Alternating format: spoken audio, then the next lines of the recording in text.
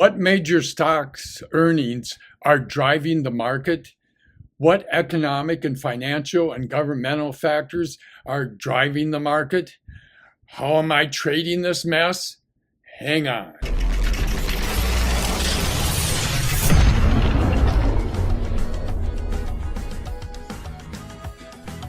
This is not financial nor professional advice. This video is for entertainment only. Is this a bull trap within a bear market? I think so, probably. We have seen the breakdown of the rally, at least somewhat, or at least there hasn't been significant follow through, and that's always a bad sign. On Monday, July 18th, Apple indicated that it was slowing hiring and spending, and they were talking about supply chain problems that everybody talks about. So those factors are continuing. There's a $55 billion bill in Congress that's probably going to pass that'll support research and development tax breaks for semiconductor companies. So companies like NVIDIA will be helped hugely by this. And it also will get rid of some of our supply problems as we depend on China too much and other countries for our semiconductor chips. And so we need to bring it in-house. And I know here in Phoenix, nearby where I live, they are making more semiconductor chips through Intel. And also Taiwan Semiconductor is building a plant here near Phoenix.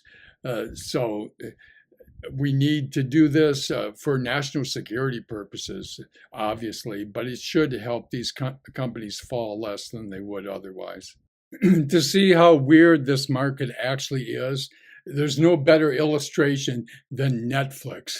Okay, Netflix came out with their second quarter earnings, and they were expected to lose 2 million customers, and they were so excited, and it actually was positive for the stock because they lost a little less than a million. I think like 975,000, something around there. But that just shows you this expectations games we're always playing with earnings. With Netflix, I think Wall Street also liked it that they were going to have a cheaper subscription option where it would be cheaper for people to subscribe, maybe like $2.99 or $3 or $4 or something, probably $2.99 if you get a subscription with Netflix and you accept ads on your channel. But I can't really see doing that. You know, people think you don't pay for that advertising. It will affect your behavior. It'll affect your behavior without you realizing it usually. It's that stuff becomes ingrained in your subconscious. And when you come to those indecisive moments, it can trigger a decision to buy something you wouldn't ordinarily buy. Google also announced that it is slowing hiring. Now, I don't think that's going to bode too well for the upcoming second quarter earnings report, but we shall see. But the biggest news by far was Tesla reported earnings after hours on Wednesday, and it beat expectations. And they didn't have to do much to beat expectations because people were expecting it not to be that great, but they beat it pretty handily. And that's when they're having supply problems. So people's thoughts are, well, what if things start going right? You know, Tesla is always the best law, you know, in my mind.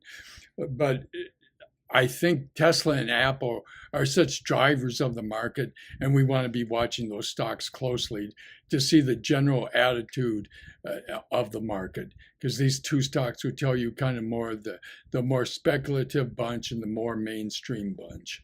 The overall news on the market is not good. You're getting reports from different companies about how demand is slowing. Google, Ford, and Lyft all report they're cutting hiring or reducing spending or some combination of the two just because of slowing demand. Emblematic of that is the oil prices have been going down somewhat. Okay, they're hanging around $95 at the time I'm filming this. And I think they'll probably stay around that area. because I think supply is increasing, but demand is decreasing. So it wouldn't surprise me to see it go down, especially after the Federal Reserve raises the interest rate by 0.75 on Wednesday of next week, which I believe is the 27th. But Tesla going over 800 and going up to around $815 and holding that on Friday when the market went down. This is major good news.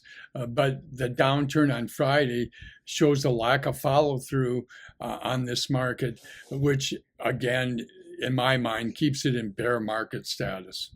The big news on Thursday, which caused Friday's downturn, was after hours on Thursday. Snap, oh snap, you know, what a name for the situation. Oh snap, Snap crashed and went down about 25% after hours. And I think that caused the little bit of a crash on Friday. Because people were inferring Snap, it's social media. All social media should do worse. Okay, so Google and Meta are going to be taken down, and all the other social medias. It's not going to be good for the QQQs, that's for sure.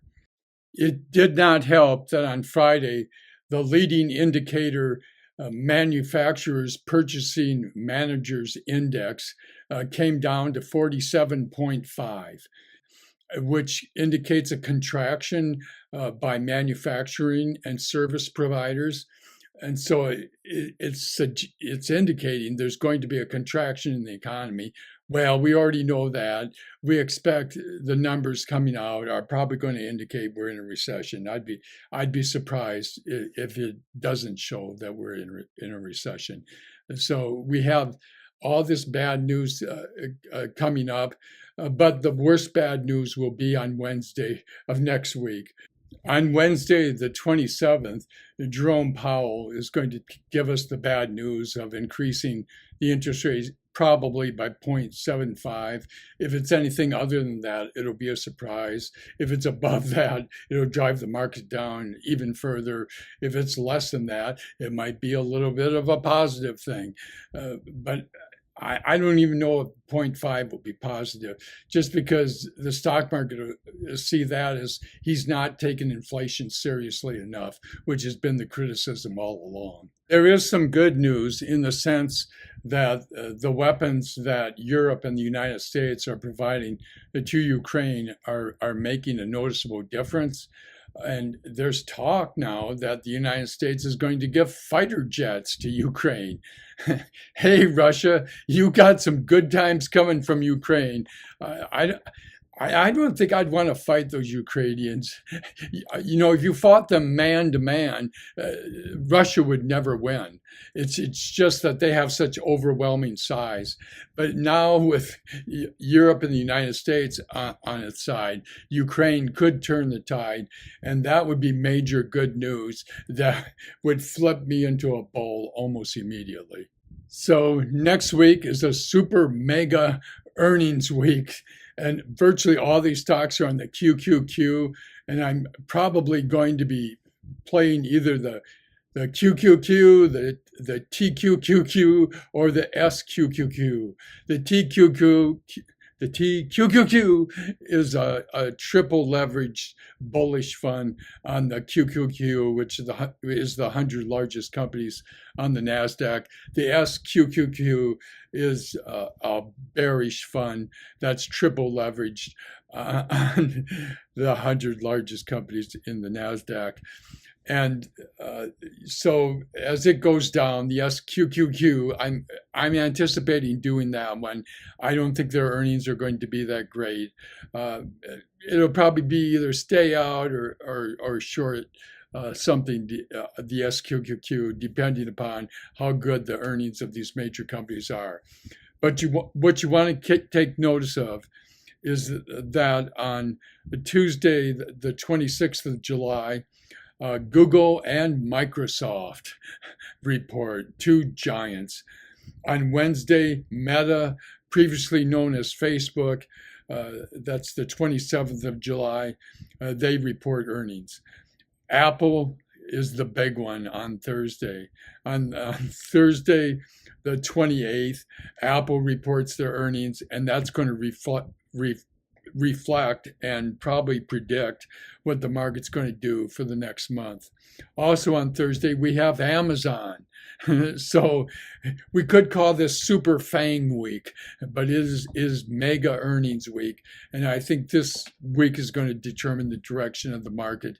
And we won't be stumbling around trying to feel our way as to which way the market goes. And depending on how things go, I'm willing to chart my course according to how these earnings come out, because I think that's where it's at.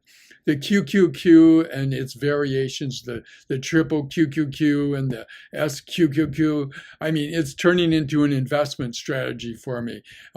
You can do any one of those depending on conditions, or you can simply go to cash.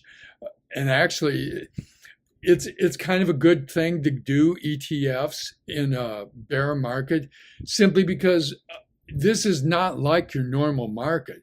This is a bear market.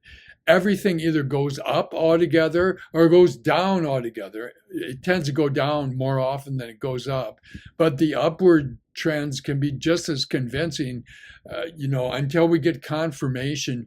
You're in treacherous grounds when it's going up, but the history and the outlook for the market favors it going down. So I anticipate I'll be doing SQQQ, and this coming Monday and Tuesday before they announce, and probably right after they announce, I think I'm going to be shorting using SQQQ, and the earnings of the companies will just either lessen or increase the impact of what the Federal Reserve does. So that's the way it is. That's the way I roll. Thanks for listening and watching. Be sure to smash the like button and subscribe if you haven't already.